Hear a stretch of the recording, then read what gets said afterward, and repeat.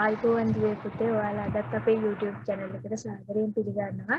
ඉතින් දුවේ පුතේ ඔයගොල්ලෝ අපේ YouTube channel එක තාම subscribe කරලා නැත්නම් subscribe කරලා ඊටම සම්බන්ධ වෙන්න කියලා ඉල්ලා සිටිනවා. අපි අද කතා කරන්න යන්නේ දුවේ පුතේ ඔයගොල්ලන්ගේ අටවසර ඉතිහාසයේ පෙළ පොතේ දෙවෙනි පාඩම සම්බන්ධව අපි වීඩියෝ දෙකකින් මීට කලින් කතා කරලා තියෙනවා. ඔයගොල්ලෝට මේ channel එකට ටික බලන්න පුළුවන්. ඉතින් අපි කතා කරේ දෙවෙනි පාඩම මහනුවර රාජධානිය. මහනුවර රාජධානිය කියන පාඩම අපි මෙතනදී කතා කරලා තියෙනවා.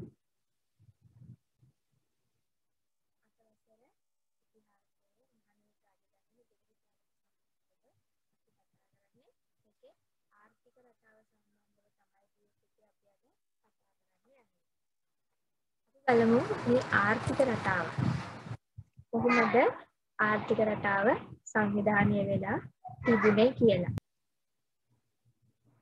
ඒකට අපි මේ පාඩමේ මේ ආර්ථික රටාව නැත්නම් මේ වීඩියෝ එකෙන් අපි කතා කරනවා ආර්ථික රටාව මහනුවර රාජධානිය සම්බන්ධයේ වාස්තු විද්‍යාව හා කලා ශිල්ප කියන මේ කොටස් තුන මේ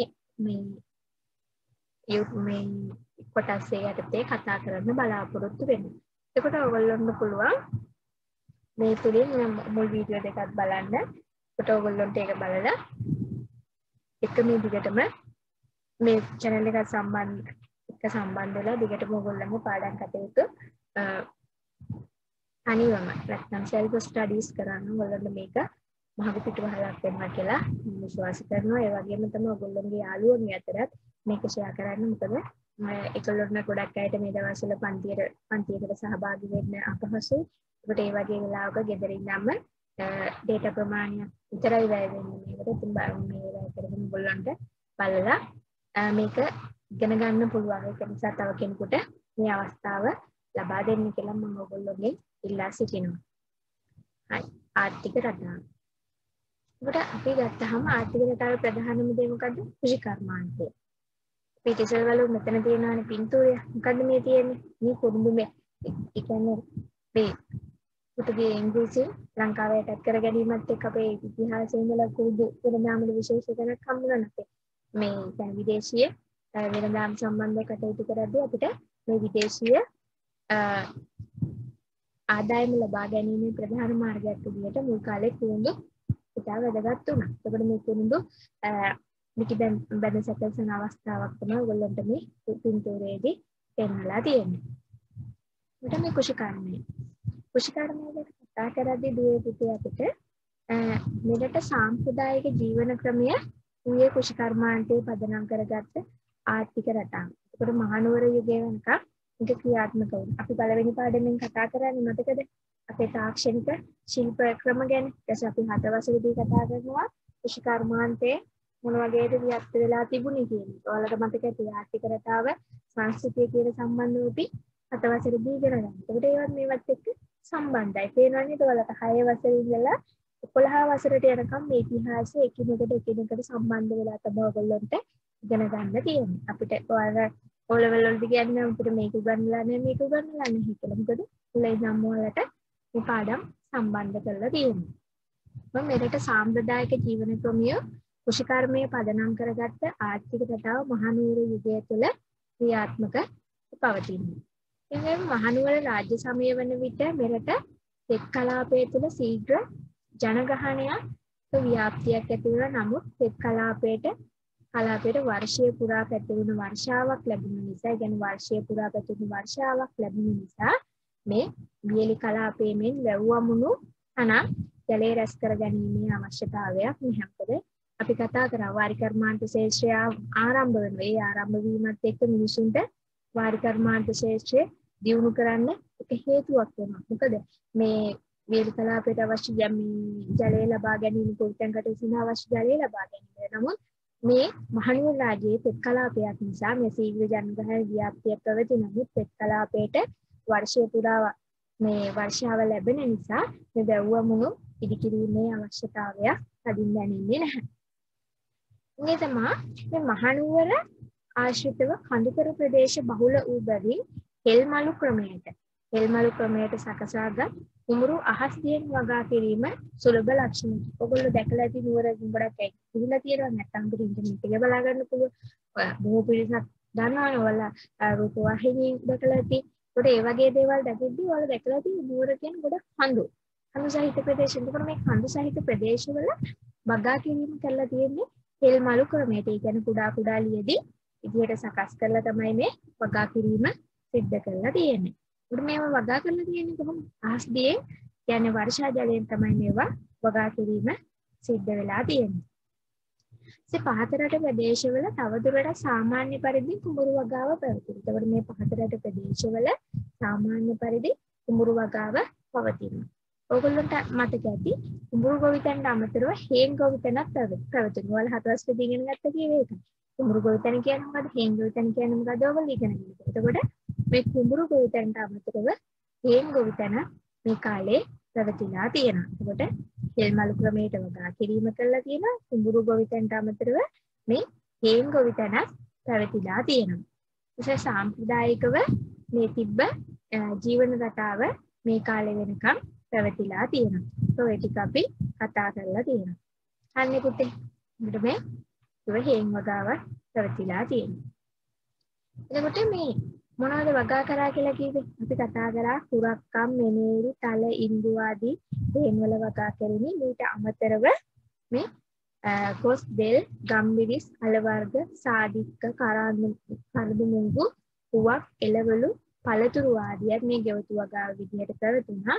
එතකොට කිරි ලබා ගැනීම, ගොවිතැන් කටයුතු, ප්‍රවාහන කටයුතු සඳහා ගව පාලනය සිද්ධ වුණා. ඔයගොල්ලෝ මේවා ඉගෙනගෙන තියෙනවා. එතකොට මුල් කාලයේ සම්බන්ධව ඒ වගේම එතකොට වැඩි දියුණු වීමක් විදිහට තමයි මේ ටික සිද්ධ වෙලා තියෙන්නේ. තුනක්කම්, මෙනේරි, තර, ඉඳුරු ආදිය හේන් වල වගා කරලා තියෙනවා. ඊට අමතරව ගෙවතු වගාව විදිහට කොස්, දෙල්, ගම්බිරි, සල වර්ග, සාදික්ක, කරාමුණටි, පුවක්, එළවලු, පළතුරු ආදිය මේ ගෙවතු වගා විදිහට පවත්වාගෙන ගිහිල්ලා තියෙනවා. ගෙවතු වගා විදිහට පවත්වාගෙන ගිහිල්ලා තියෙනවා. ඔයාලා ලියා ගන්න මෙතන හේන් වගාව පැවතීම මොනවද වගා කරලා තියෙන දේවල් ටික ලියා ගන්න පුළුවන් මෙතන. එතකොට හේන් වල වගා කරලා තියෙන මේවා මොනවද? කුරක්කම්, මෙනේරි, තල, ඉඟු, ඊට අමතරව කොස්, දෙල්, ගම්මිරිස්, අල වර්ග, සාදික, කරදමුංගු, පුවක්, එළවලු, පළතුරු ආදිය වගා කරලා තියෙනවා. හැබැයි අපි අර 7 වසරේදී කතා කරානේ වගා කරපු දේවල් ගැන. ඒකට ඒව අත්හැරලාද මේවා කරන්නේ නැහැ. ඒවත් එක්ක තමයි මේ මිශ්‍ර වෙලා නැවත යන්නේ. ඒකට ගව පාලනය සිද්ධ වුණා ගොඩක් වෙලාවට කිරි ලබා ගැනීම, ගොවිතැන් කටයුතු සහ ප්‍රවාහන කටයුතු වලට තවදුරටත් මේ ගව පාලනය කියන එක සිද්ධ වෙනවා. ඒකට කෘෂි කර්මාන්තය කියන කොටස ඕගොල්ලන්ට පැහැදිලි නේද? පැහැදිලි. අපේ සාම්ප්‍රදායික ජීවන රටාවක් විදිහට තිබ්බ මේ කෘෂි කර්මාන්තය පදනම් කරගත් ආර්ථික රටාවක් තිබ්බ. මේක මහනුවර යුගයේ ක්‍රියාත්මක වුණා. ජනගහනය වර්ධනය කිරීම නිසා ආහාර නිෂ්පාදනය වැඩි කරන්න උවමනා වුණත් මේ ආහාර නිෂ්පාදනය වැඩි දියුණු කිරීමට සිද්ධ වුණත් මේගොල්ලෝ අන්ට අවශ්‍ය වුණේ නැහැ වාරි මාර්ග කටයුතු ඉටු කරන්න. මොකද වර්ෂයේ පුරා වර්ෂාව ලැබෙන නිසා. ඒකට වගා කරේ මොන ක්‍රමයකටද? තෙල් මලු ක්‍රමයට තමයි මේ වගා කටයුතු සිද්ධ කරන්නේ. ඊට පස්සේ පහතරට ප්‍රදේශවල තවදුරටත් සාමාන්‍ය පරිද්දෙන් කුඹුරු වගාව පැවතුණා. ඊට කුඹුරු ගොවිතැනට අමතරව හේන් ගොවිතැන පැවතුණා. ඒකට අපි කිව්වා හේන් ගොවිතැනේදී වගා කරා කුරක්කම්, මෙනේරි, තල, ඉඟු කියන දේවල්. ඒ වගේම ඊට අමතරව ගෙවතු වගාව විදිහට ගියා කොස්, දෙල්, ගම්බිරිස්, අල වර්ග, සාදික, කරදමුංගු, පුවක්, එළවලු, පළතුරු ආදිය වගා කරා. තමතර ගව පාලනය තිබ්බතුවා ගොවිතැන් කටයුතු, ප්‍රවාහන කටයුතු සඳහා මේ ගව පාලනය තිබ්බා කියන එක අපි කතා කරා. හරි. ඊළඟට අපි බලමු දුවේ පුතේ වෙළඳාම කොහොමද පැවතුනේ කියලා. වෙළඳාම. ඒකට වෙළඳාම ගැන කතා කරද්දී මේ මහනුවර රාජ්‍ය සමයේදී දේශීය වෙළඳාම මෙන්න විදේශීය වෙළඳාමත් පැවතුණා. මහනුවර රාජ්‍ය සමයේදී දේශීය වෙළඳාම මෙන්න විදේශීය වෙළඳාමත් පැවතුණා. ඒකට මේ මුහුදුබඩ ප්‍රදේශවල නිෂ්පාදන උඩරට ප්‍රදේශවලට අලෙවි කරන අතර උඩරට ප්‍රදේශවල නිෂ්පාදනයේ පහත රටට අලෙවි. කියන්නේ මේ උඩරට නිෂ්පාදනය කරන දේවල් පහත රටට අලෙවි කළා. පහත රට නිෂ්පාදනය කරන දේවල් උඩරටට අලෙවි කිරීම සිද්ධ වුණා. එතකොට මේ වෙළඳාමේදී කාසි භාවිතයේ සිදු වූ අතර භාණ්ඩ හුවමාරු ක්‍රමයේ පැවතුණි. කාසි භාවිතයේ සිද්ධ වෙනවා කියලා අපි පහු කාලේ කාසි ගැන කතා කරා මතක තියෙනවා. ඒකට කාසි මේ හුවමාරුව සිද්ධ වෙනවා වගේම මේ සඳහා ඔයගොල්ලෝ මේ භාණ්ඩ හුවමාරු කටයුතු යම් තාක් දුරට සිද්ධ වුණා. එතකොට මේ කාසි භාවිතය සහ මේ භාණ්ඩ හුවමාරු කියන ක්‍රම දෙකම මේ කාර්යදී සිද්ධ වෙලා තියෙනවා. එතකොට අපි කතා කරා මේ උඩරට හා පහතරට කඩවත් තියෙනවා. මේ වගේ තනාතිබු අතර වෙළඳ ද්‍රව්‍ය ප්‍රවාහණය මේ කඩවත් හරහා තමයි සිද්ධ වෙන්නේ. එතකොට උඩරට සහ පහතරට පැමිණීම සඳහා කඩවත් නිර්මාණය වෙලා තිබ්බා. මේ වගේ අතර තමයි මේ ප්‍රවාහන ද්‍රව්‍ය මේ කඩවත් හරහා තමයි ප්‍රවාහන කටයුතු සිද්ධ වෙන්නේ. ඊපස්සේ කඩවත් යන ලන්දේසීන්ගේ සීමාවන් උඩර රාජධානියේ සීමාවන් අතර පැවති මුර පොළවල්ය. එතකොට මේ උඩරටයි පහතරටයි පැමිණීමේදී මුර පොළවල් විදිහට තමයි මේ කඩවත් කියනවා තිබිලා තියෙන්නේ. ඊපස්සේ උඩරට රාජ්‍ය සමයේදී විදේශීය වෙළඳාම රජුගේ ඒකාධිකාරය යටතේ සිද්ධ වෙනවා. එතකොට දුවේ පුතේ අපි කතා කරපු මේ විදේශීය වෙළඳාම මතකයිනේ ඔයාලා කතා කරා අත වසරේදී. දේශීය වෙළඳාම කියන්නේ මොකද්ද? විදේශීය වෙළඳාම කියන්නේ මොකක්ද? දේශීය වෙළඳාමදී අපි කතා කරා මේ කොහොමද මේ අභ්‍යන්තර වෙළඳාම් කටයුතු සිද්ධ වුනේ කියලා. ඇතුළත වෙළඳාම් කටයුතු සිද්ධ වුනේ කොහොමද කියලා අපි කතා කරලා තියෙනවා. ඊට පස්සේ මේ අපි විදේශීය වෙළඳාමේදී අපි කතා කරා වෙළඳාම කොහොමද මේ අපේ රටෙන් ගෙනිච්චි කියලා. මතක් කරගන්න බලන්න. දේශීය වෙළඳාම කියන්නේ අපිට ඇතුළත සිදුවන ඒවා. ඒකට විදේශීය වෙළඳාම කියන්නේ රටේ පිටත විදේශීය රටවල් සමග සිදුවන ඒවා. ඔයාලට මේක කොටස බලා ගන්න ඕන නම් මගේ YouTube එකේ තියෙනවා 7 වසරේ පළවෙනි පාඩම. ඔයගොල්ලන්ට ඒක ගිහිල්ලා බලන්න පුළුවන්. කොටස් කීපයකින් විස්තර තියෙනවා. ඒක පාඩමක් විදිහට යන්නේ. ඒ නිසා ඔයගොල්ලන්ට කොටස් ගිහිල්ලා බලන්න පුළුවන් මේ කොටස් ටික. හරි. එතකොට මේ මුහුදුබඩ ප්‍රදේශවල සිටි යුරෝපීයන් සමග වෙළඳ සම්බන්ධතා පැවැත්වූ අතර ඉන්දියාව හා උඩරට අතර වෙළඳ සම්බන්ධතා පැවැතුණා. එතකොට මේ යුරෝපීයන් සමග වෙළඳ සම්බන්ධතා පැවැත්වුවා වගේම ඉන්දියාව හා උඩරට අතර මේ වෙළඳ සම්බන්ධතා පැවැත්වීම මේ කාලේදී සිද්ධ වුණා. අපි බලමු මේ උඩරටට මේ අපි කියවනේ දැන් ඕගොල්ලෝ අරකෙදි කතා කරේ ආනයනය කර ද්‍රව්‍යයයි අපනයනය කර ද්‍රව්‍යයයි කතා කරලා තියෙනවනේ 7 වසරේ. එතකොට ඒ ටික මෙතනක් තියෙනවා. මොනවද? කියන්න බලන්න දුවේ පුතේ. මොනවද? ආනයනය කළ වෙළඳ ද්‍රව්‍ය හා සතුන්. කුරුඳු, ගම්බිරිස්, පුවක්, ඇද්දක්, ඇතුන්, මුතුමැණි, බුලත් පුවක්, කරඬුමුංගු, කරාමුණටි, සාදික්කා මේ ඉතිහාසය මේ ආනයනය කළ වෙළඳ ද්‍රව්‍ය හා සතුන් අතර වුණා. අපනයනය කරපු. මෙතන අපනයනය කියන්නේ අපේ රටේ ගෙනියපු දේවල් විදියට තිබ්බ කුරුණු, ගම්බිරිස්, පුවක්, ඇද්දක්, ඇතුන්, මුතුමැණි, බුලත් පුවක්, කරඬුමුංගු, කරාමුණටි, සාදික්කා මේ ඉතිහාසය අපනයනය කළ වෙළඳ ද්‍රව්‍ය අතර වුණා. අපේ රටේ වෙන රටවල් වලට ගෙනිහිල්ලා තියෙනවා. ඒ වගේම තමයි දුවේ පුතේ ඒ රටවල් වලින් අපිට ගෙනන්න තියෙන මොනවද? ආනයනය කරලා ද්‍රව්‍ය හා සතුන් අතර අශ්වයන්, පිගම් බහඬ, රෙදිපිලි, මැටි බඳුන්, සුවඳ වර්ග, කරවල කියන ඒවා මේ අතර වැදගත් වුණා. ඉතින් අපි දැන් කතා කරා ආනයන අපනයන ද්‍රව්‍ය ගැන. අපනයනය කළ වෙළඳ ද්‍රව්‍ය හා සතුන් අතර කුරුඳු, ගම්බිරිස්, පුවක්, ඇද්දත්, ඇතුන්, මුතුමැණි, බුලත් පුවක්, කරඬුමුංගු, කරාමුණටි, සාදික්කා මේ ඉතිහාදිය සිද්ධ වුණා. ඊළඟට ආනයනය කළ ද්‍රව්‍ය අතර කියන්නේ අපේ රටේ ගෙන්නපු ද්‍රව්‍ය අතර ද්‍රව්‍ය හා සතුන් අතර හිටියා අශ්වයන්, පිගම් බහඬ, රෙදිපිලි, මැටි බඳුන්, සුවඳ වර්ග සහ කරවල. ඔයගොල්ලෝගේ මේ ප්‍රශ්න වල තහන්නේ ආනයනය කළ ද්‍රව්‍ය මොනවද, අපනයනය කළ ද්‍රව්‍ය මොනවද? ඔයගේ විස්තර ඔයගොල්ලෝගෙන් අහනවානේ. ඒක නිසා ඔයගොල්ලෝ මේක සම්බන්ධව දැනගෙන ඉන්න ඕනේ. හරිද? ඔයාලට දැන් පැහැදිලි නේද? මට මේ ආනයනය කළ වෙළඳ ද්‍රව්‍ය හා සතුන් ආනයනය කරන වෙළඳ ද්‍රව්‍ය හා සතුන් මොනවද කියලා ඔයගොල්ලන්ට මතකයක් තියෙන්න ඕනේ. ඒක පැහැදිලි නේද? හරි. ඊට පස්සේ කර්මාන්ත. මොන වගේ කර්මාන්තද තිබ්බේ අපේ රටේ? අපිට කර්මාන්ත ශාස්ත්‍රය කොහොමද වැදගත් වෙන්නේ කියන එකත් අපි උතනදී කතා කරනවා. එතකොට අපි කර්මාන්ත ශාස්ත්‍රය ගැන කතා කරද්දී දුවේ මේ උඩරට ආර්ථිකය ඉතිහාසයේ කෘෂිකර්මය හා වෙළඳාම හැරෙන විට කර්මාන්ත වලට වැදගත් තැනක් ලැබුණා. කොට මේකල රාජධානියේ බොහෝ කටයුතු වලට අවශ්‍ය කාර්මික නිෂ්පාදන හා භාණ්ඩ රට තුලම නිෂ්පාදනය කෙරුණා. මේ සඳහා කුල පදනම් කරගත්ත වෙනම ශිල්ප පරම්පරාවක් හිටියා. එතකොට මේ කර්මාන්තත් එක්ක අපි කතා කරද්දී කුල පදනම් කරගත්ත විවිධ ශේෂ්ත්‍රයට අදාළව කර්මාන්ත සම්බන්ධව ශිල්ප ශ්‍රේණීන් හිටියා. මතකද ඔයගොල්ලෝ මේව කතා කරා. මේක අතවසරේදී කතා කරා අපි ශිල්ප ශ්‍රේණි ගැන ආර්ථිකය ගැන කතා කරද්දී විවිධ ශිල්ප ශ්‍රේණීන්ට අයත් කුලයන් සිටියා කියලා අපි කතා කරා. මතකයි නේද? මතකයි නේද? ඔයගොල්ලොන්ට ඒකයි මම කිව්වා අර වීඩියෝ එක බලන්න. එතකොට මේ පාඩමේ මේ ආර්ථිකය කියන කොටස ඉතා පැහැදිලිව ඔයගොල්ලොන්ට ඉගෙන ගන්න පුළුවන්. මතකනේ යකඩ වැඩ කරන්නා ලෝකුරුවන් කියලා හඳුන්වුවා.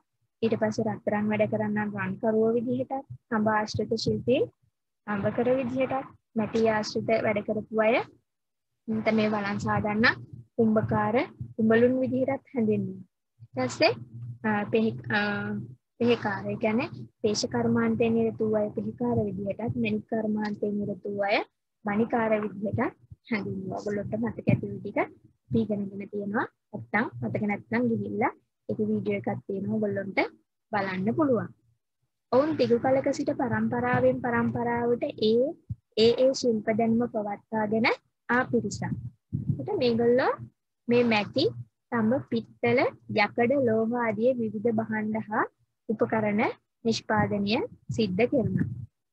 ඒ වගේම තමයි ඒ සඳහා ඒ ශිල්පීන්ගෙන් සමන්විත ගම් පිහිටවලා තිබුණා. ඔයගොල්ලන්ට මතක ඇති ඒ පාඩමේදී අපි මේ සම්බන්ධව කතා කරලා තියෙනවා.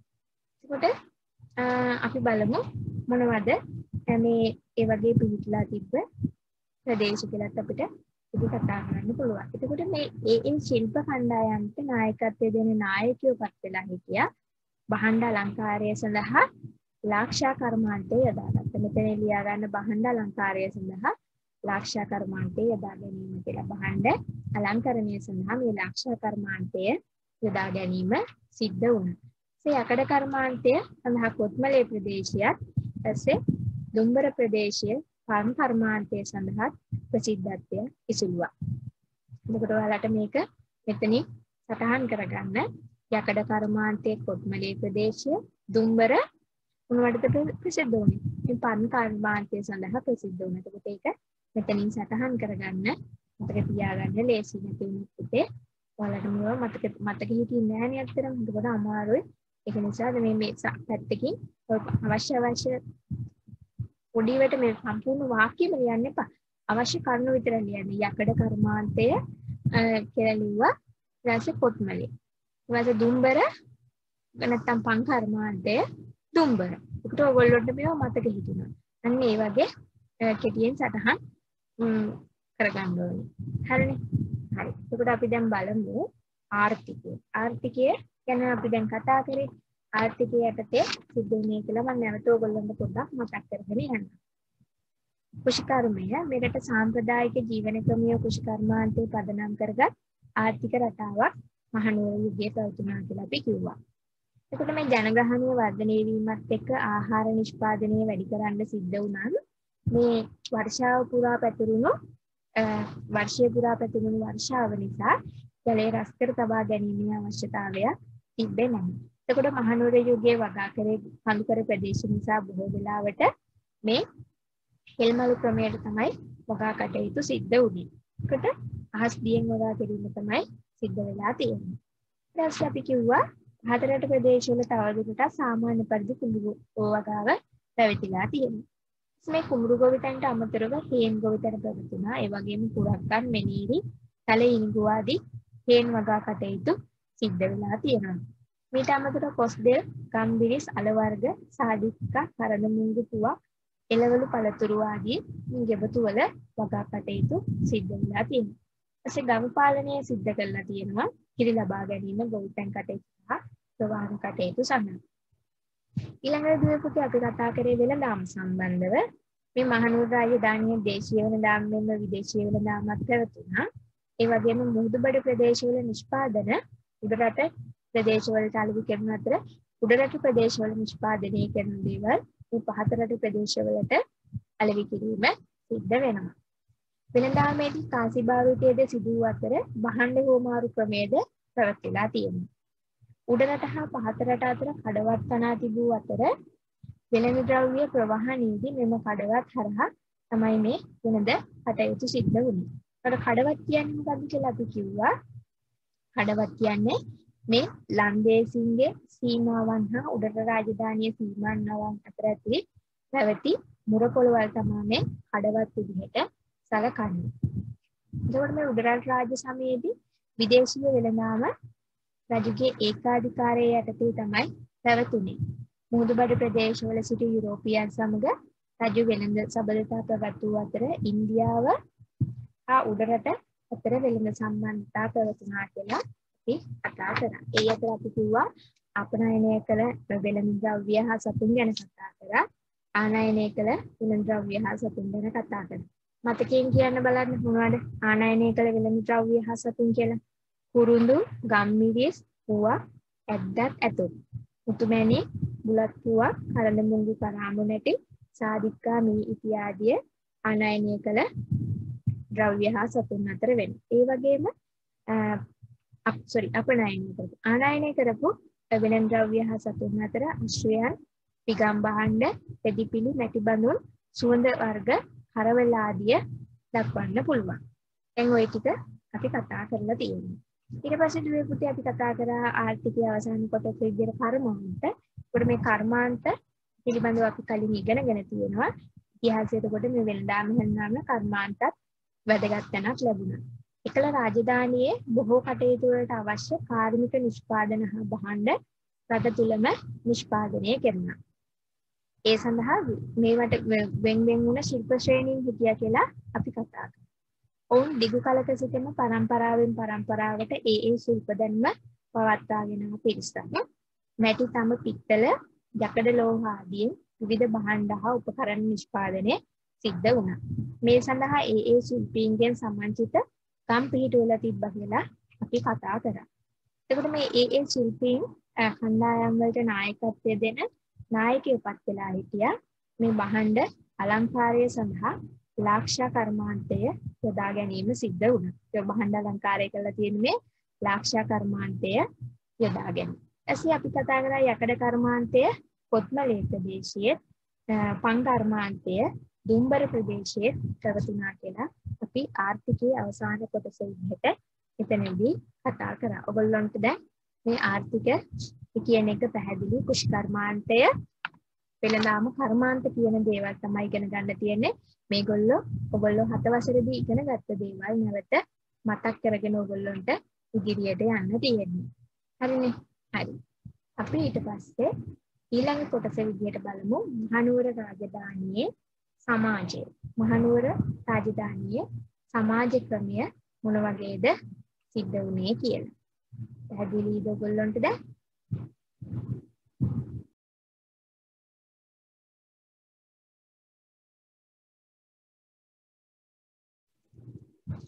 මහනුවර රාජධානියේ සමාජය.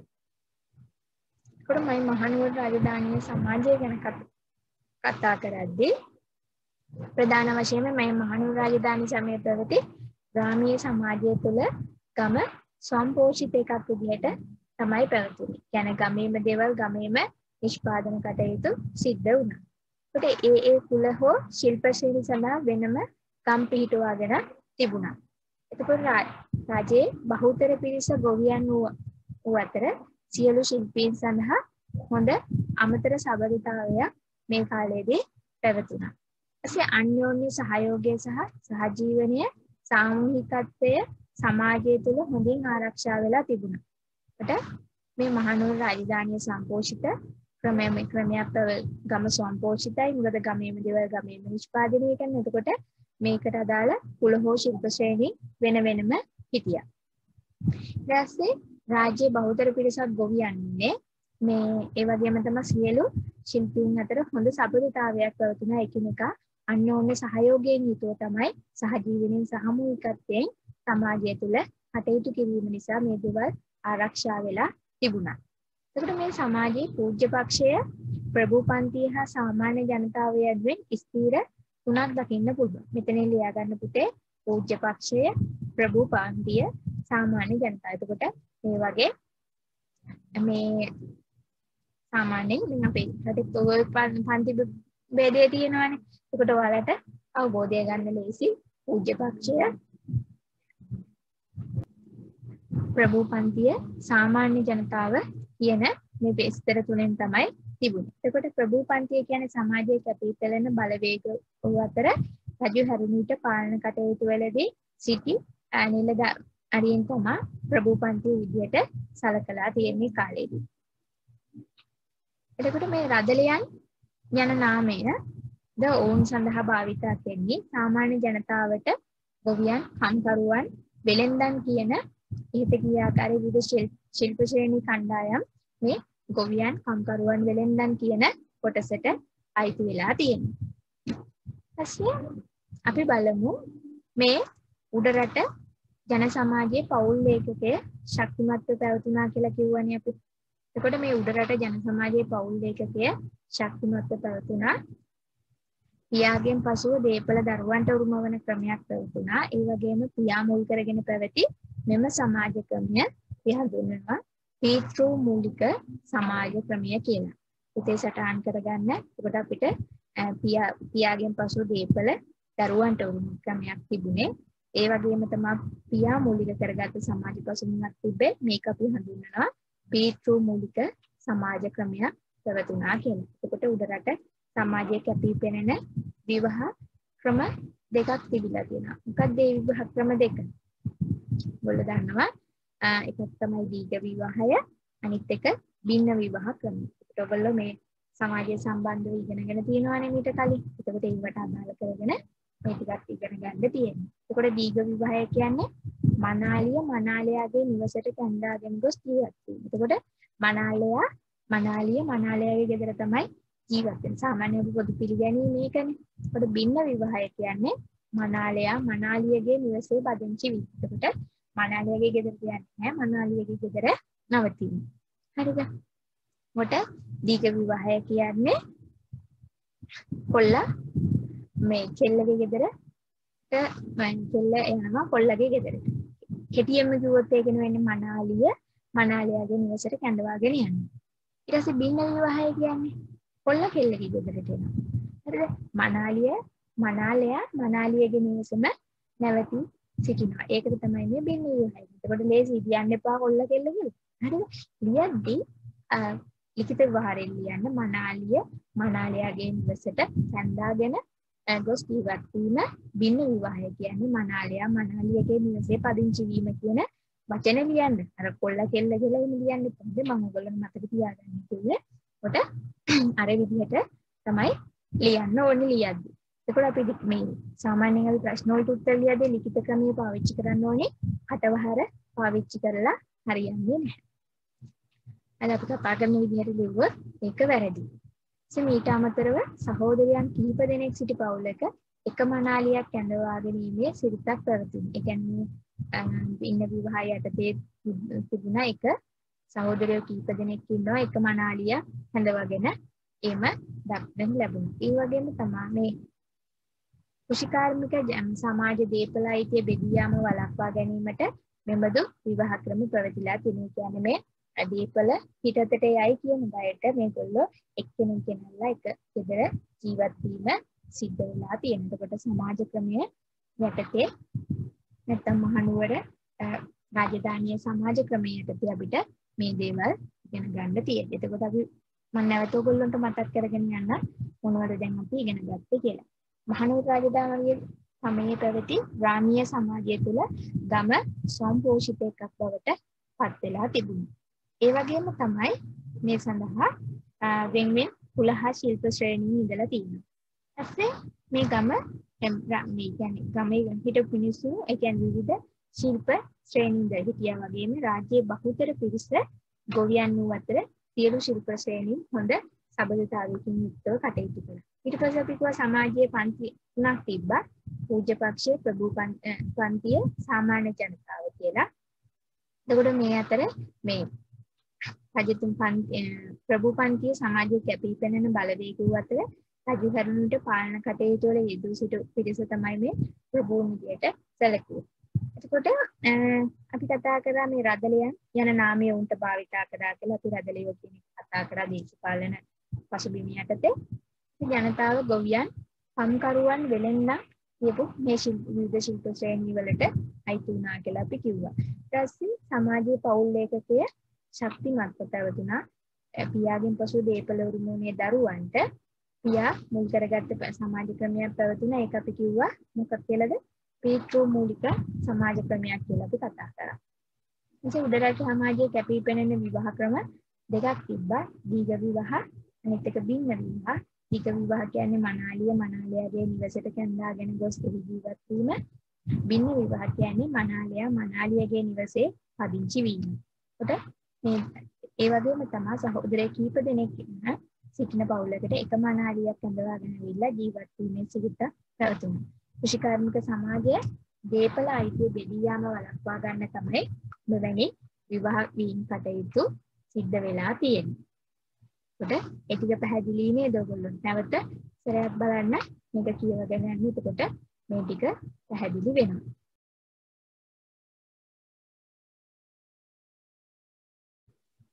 ඊළඟට අපිට අවසාන කොටස විදිහට කතා කරන්න දෙන්නේ දුවේ පුතේ එක හතර කොටස විදිහට වාස්තු විද්‍යාව හා කලා ශිල්ප. මේ වාස්තු විද්‍යාව හා කලා ශිල්ප කටයුතු කෙසේද සිද්ධ වෙලා තියෙන්නේ මේ මහනුවර රාජ්‍ය සමය තුලදී.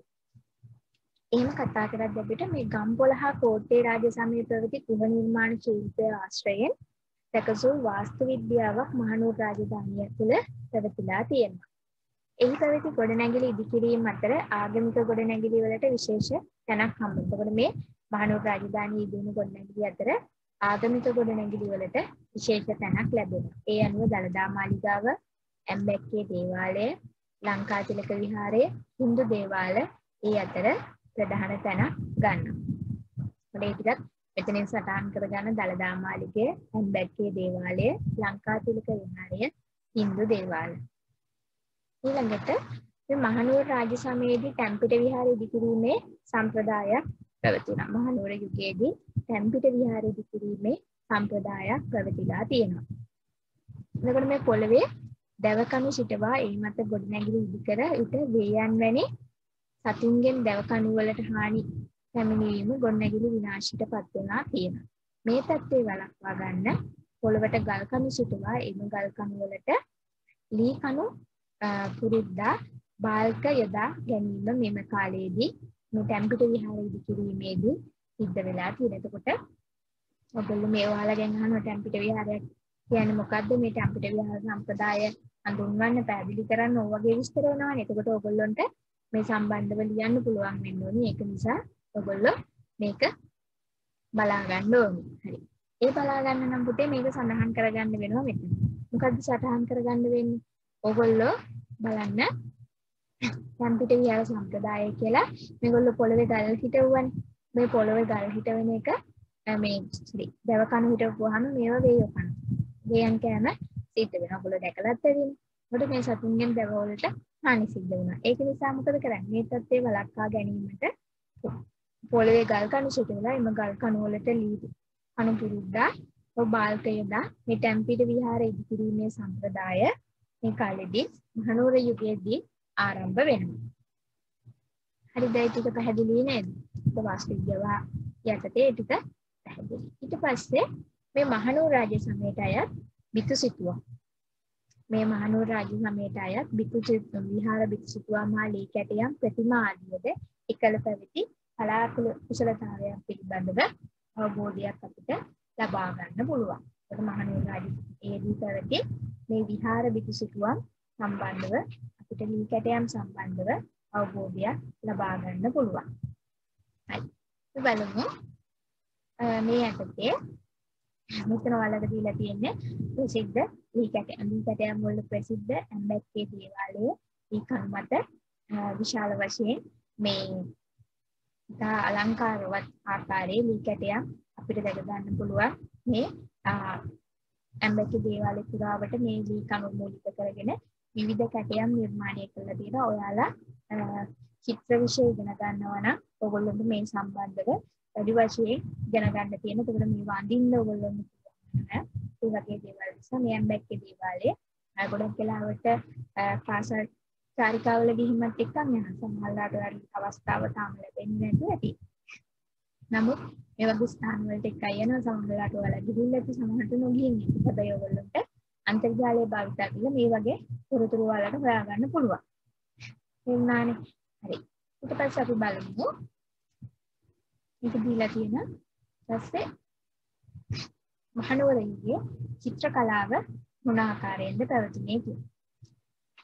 මහනුවර යුගයේ චිත්‍ර කලාව.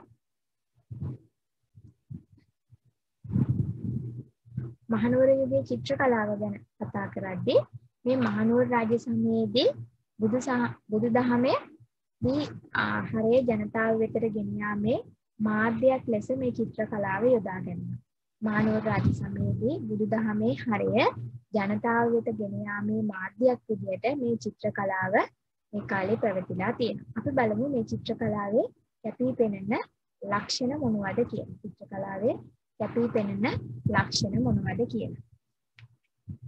එකක් තමයි මේ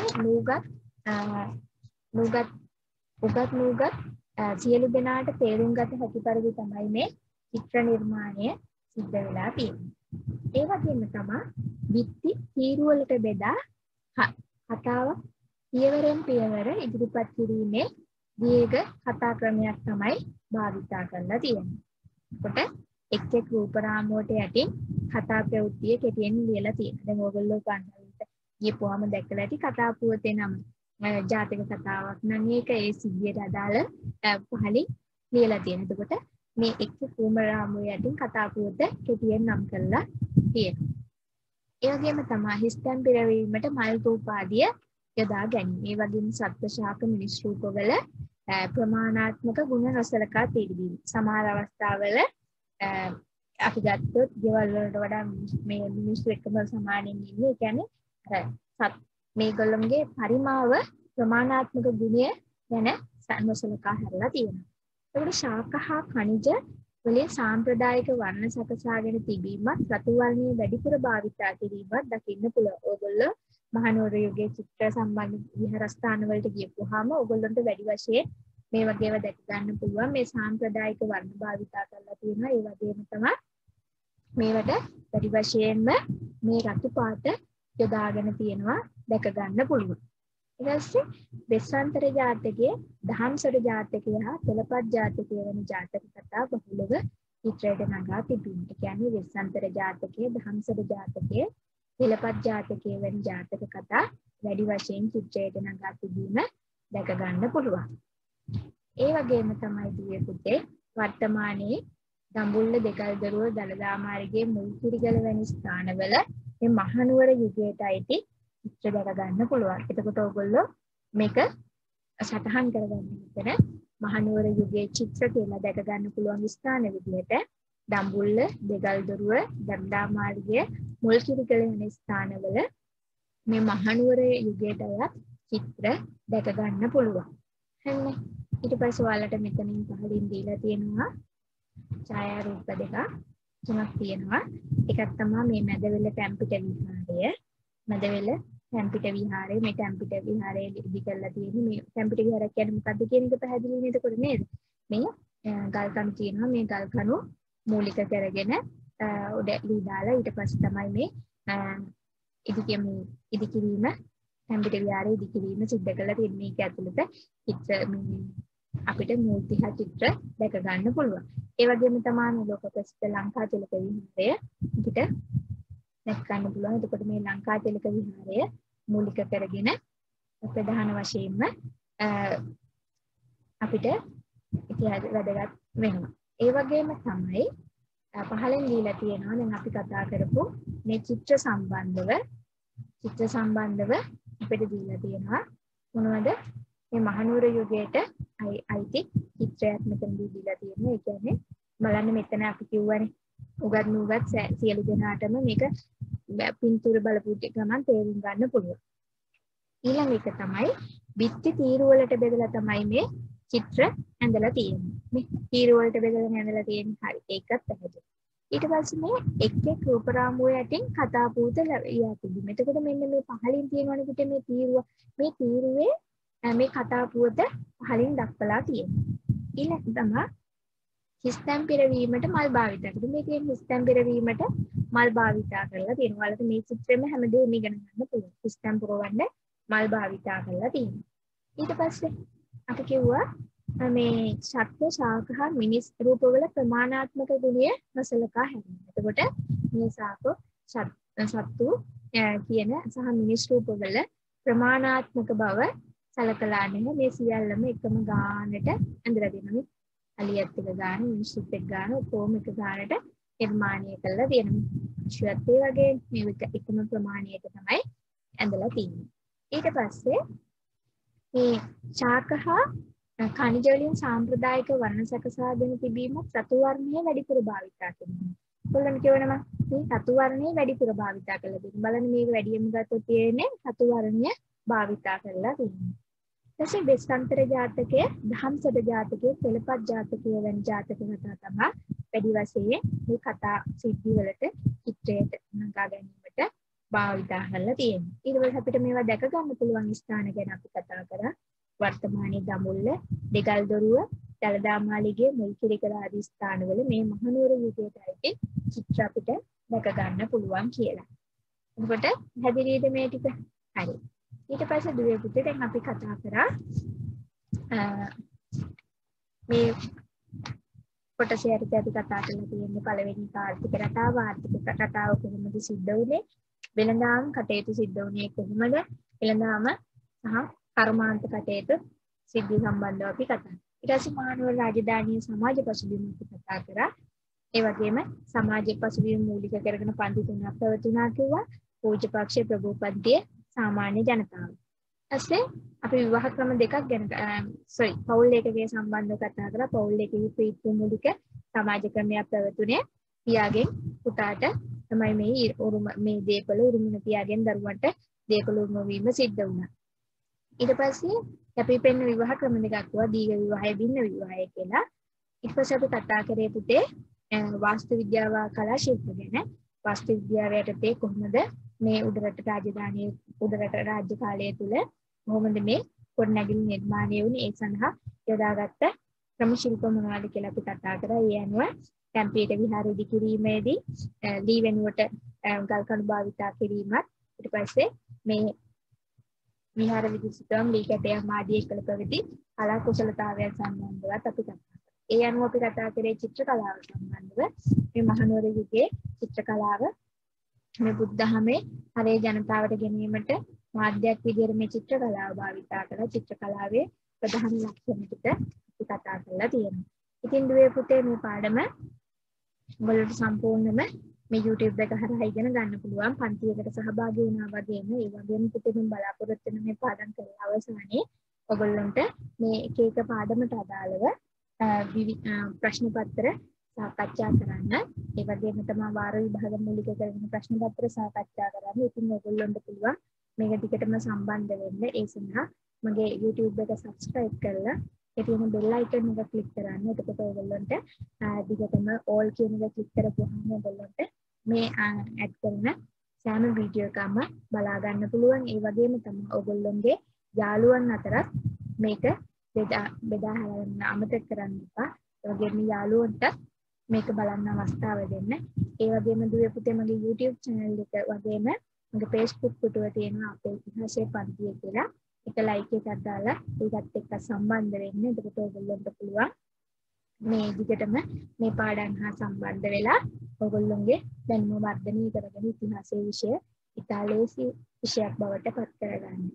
ඉතින් ඒ සඳහා ඔයගොල්ලන්ගේ කැපවීම වැදගත් වගේම මට ඔයගොල්ලන්ට ඒ සඳහා සම්පූර්ණ මඟ පෙන්වීම මම සිද්ධ කරනවා.